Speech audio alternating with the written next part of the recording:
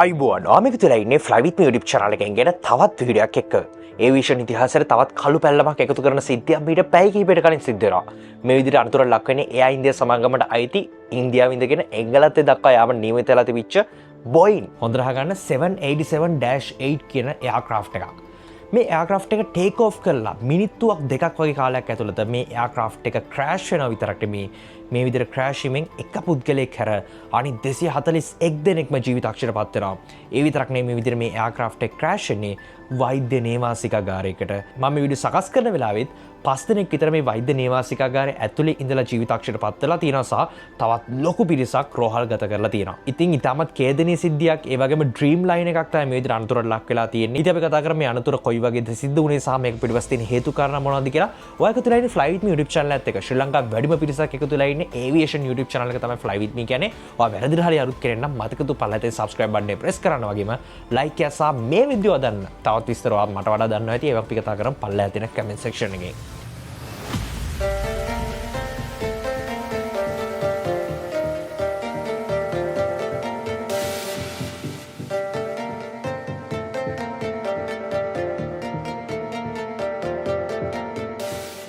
අපි දන්නවා Boeing සමාගමට අයිති ගුවන් යාන නිතරම ක්‍රෑෂ් වෙනවා කියලා. හැබැයි මේ විදිහට ක්‍රෑෂ් වෙලා තියෙන අපිට වැඩිපුර අහන්න හම්බෙන මොඩල් එකක් නෙමෙයි. සහ ඉතිහාසයේ අර අවුරුදු ගානකට කලින් මේ එයාක්‍රාෆ්ට් එක ලොන්ච් කරාට පස්සේ පළවෙනිම වතාවට තමයි 787-8 එකක් අනතුරට ලක් වෙන්නේ.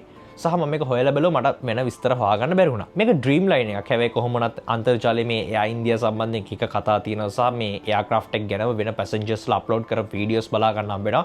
එයාක්‍රාෆ්ට් එකේ එයා කන්ඩිෂනින් වැඩ කරන්නේ නැහැ, ක්වොලිටි එකක් නැහැ මේ වගේ දේවල් කියලා. ඒ ගැන කතා කරන්න මේ අද අපි මේ වීඩියෝ බලාපොරොත්තු වෙන්නේ.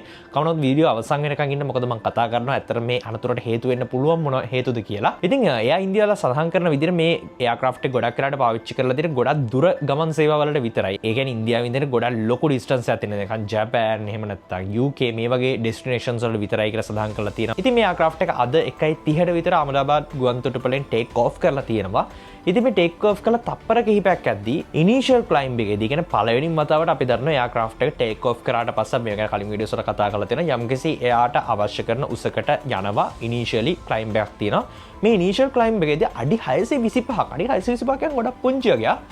මෙන්න මේ වගේ ස්ටෙප් එකට එද්දී ඇල්ටිටියුඩ් එක ඩ්‍රොප් වෙන්නේ. එහෙම නැත්නම් උන්නතාංශය කියන එක අඩු වෙන්න පටන් ගන්න තියෙනවා. අපි කලින් වීඩියෝස් වල කතා කරලා තියෙන එයාක්‍රාෆ්ට් එකකට ඇයි පැරෂූට් නැති කියලා මෙතනදී මම කියපු කාරණාව තමයි එයාක්‍රාෆ්ට් එකක ගොඩක් වෙලාට අනතුරු සිද්ධ වෙන්නේ එක්ක ටේක් ඔෆ් එකේදී එක්ක ලෑන්ඩින් එකේදී කියලා. ඉතින් මේ විදිහටම ටේක් ඔෆ් එකේ තමයි මේ අඩි 625ක් කියලා කියන්නේ.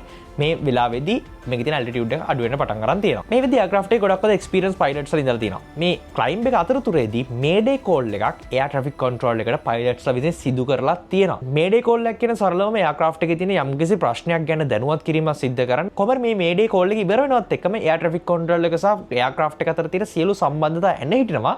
මොකද මේ මේඩේ කෝල් එක හරියට කරන්න තරම්වත් ටයිම් එකක් මේ එයාක්‍රාෆ්ට් එකට ඉතුරු වෙලා තිබුණේ නැහැ. මොකද අඩි 625ක් තප්පර කිහිපයක් ඇතුළත එයාක්‍රාෆ්ට් එක ඉහළට යනවත් එක්කම එතනින් එහාට මේකේ තියෙන ඇල්ටිටියුඩ් එක ටික ටික අඩු වෙලා එයාක්‍රාෆ්ට් එක ක්‍රෑෂ් වෙනවා. මේ විදිහට ක්‍රෑෂ් වෙන මම කලින් කිව්ව විදිහට වෛද්‍ය නේවාසිකාගාරයකට. ඉතින් මෙතන වෛද්‍ය නේවාසිකාගාරය ඇතුලේ සහ එළියේ හිටපු පිරිස් වලට තුවාල සිද්ධ වෙලා තියෙනවා. මම කලින් කිව්ව විදිහට මම මේ වීඩියෝ හදන වෙලාවේ 5 දෙනෙක් ජීවිතක්ෂයට පත් වෙලා තියෙනවා. සහ එයාක්‍රාෆ්ට් එකේ 242 දෙනෙක් ඉඳලා තියෙනවා.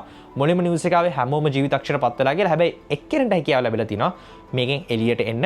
ඉතින් ඉමර්ජන්සි රෝ එකක් අසල හිටපු පුද්ගලයෙක්ට තමයි පුළුවන් වෙලා තියෙන්නේ එයාක්‍රාෆ්ට් එක ගිනි අරගෙන විනාශ වෙන්න කලින් එයාක්‍රාෆ්ට් එකෙන් එළියට පැන ගන්න. මේ දෙත් එක ඒ පුද්ගලයාට පොඩි තුවාල ප්‍රමාණයක් විතරයි. නමුත් ඒ පුද්ගලයා ගොඩක් යහපත් තත්ත්වයේ ඉන්නවා.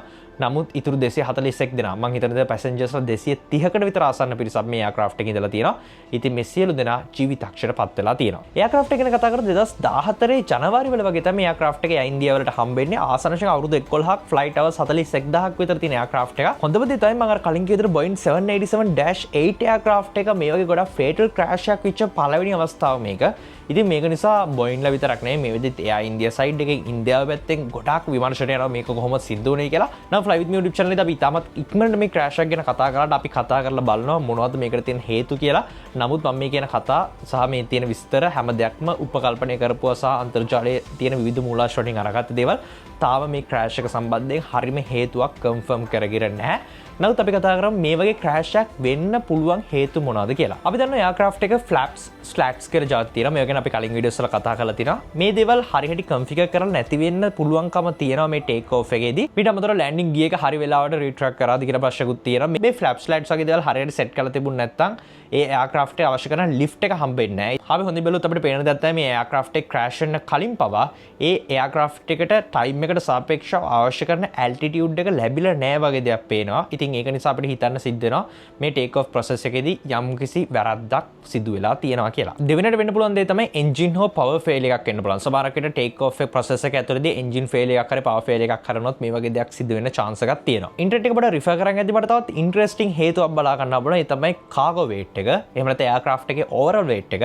මේ ඕවරෝල් වේට් එක අවශ්‍ය ප්‍රමාණයට වැඩිපුර තිබුණොත් ඒත් ඔයගොල්ලෝ දන්නවා එයාක්‍රාෆ්ට් එක සරලම බර වැඩි වුණොත් ඒකට ඉහළට යන්න ගොඩක් ලොකු බලයක් ඕනේ. එහෙම නැත්නම් ගොඩක් හොඳ ලිෆ්ට් එකක් ඕනේ වෙනවා. ඉතින් බර වැඩි වෙනවා කියන එක පැහැදිලිවම මේ එයාක්‍රාෆ්ට් එක ඉහළට ගන්න එකට ප්‍රශ්නයක් වෙන්න පුළුවන්. මේ කතාවට 100%ම ඇග්‍රී වෙන්න විදියක් නැහැ. නමුත් මේ වගේ ඉෂුව එකකුත් වෙන්න පුළුවන් කියන එක පොඩි chance එකක් තියෙනවා. මේ හැමදේම අමතරව ගොඩාක් පිරිසක් චෝදනා කරන්නේ එයා ඉන්දියා පැත්තට. මොකද එයා ඉන්දියාලගේ හරියට මේන්ටනන්ස් එකක් නැහැ කියලා. මොකද ගොඩක් වීඩියෝස් පවා ඇවිල්ලා තියෙනවා මේ එයාක්‍රාෆ්ට්ස් ගැන. මේක ඩ්‍රීම් ලයින් එකක් වෙලත් මේක තියෙන කන්ඩිෂන් එක ගොඩක් අවුල් තැනක තියෙන්නේ කියලා. ඉතින් එයා ඉන්දියා සම්බන්ධයෙන් ගොඩක් කතන්දර මේ විදිහට තියෙනවා. සහ අපි දන්නවා ඒගොල්ලන්ගේ මේන්ටනන්ස් ගැන බොහෝමයක් දෙනෙක් ප්‍රශ්න කරනවා. ඉතින් මේ වගේ හේතු කාරණා එන්න පුළුවන්. නමුත් මේ වීඩියෝ එක සකස් කරන වෙලාවෙදී තාමත් ඉන්වෙස්ටිගේෂන්ස් පටන් ගත්තේ ගමන් තියෙන. තව ටික කාලයක් යද්දී අපිට මේ එයා ක්‍රෑෂ් එකට හේතුව හරියටම දැනගන්න පුළුවන් වෙවි. ඉතින් ඔයා මොකද හිතන්නේ මේ එයා ක්‍රෑෂ් එක ගැන? මොකද්ද වෙන්න පුළුවන් හේතුව මේ එයා ක්‍රෑෂ් එක සිද්ධ වෙන්න? එයා ඉන්දියාලගේද වැරද්ද? පයිලට්ස්ලගේද වැරද්ද? නැත්නම් වෙන මොකක් හරි ඉෂුවක් අපි කතා කරන පළවෙනි කමෙන්ට් සෙක්ෂන් එකේ කොමරි අවසානයේ 250කට විතර අවසාන ප්‍රමාණය මේ මිය ගිහිල්ලා තියෙනවා. ඒ විතරක් නෙමෙයි සෑහෙන ලොකු පිරිසක් රෝහල්ගත කරලා තියෙනවා. ඉතින් මේ රෝහල්ගත කර පිරිසට ඉක්මන් සුවය ප්‍රාර්ථනා කරන ගමන් අදටම ෆ්ලයිට් YouTube channel එක සමු ගන්නවා. ඕගොල්ලෝ හැමෝටම සුබ දවසක්.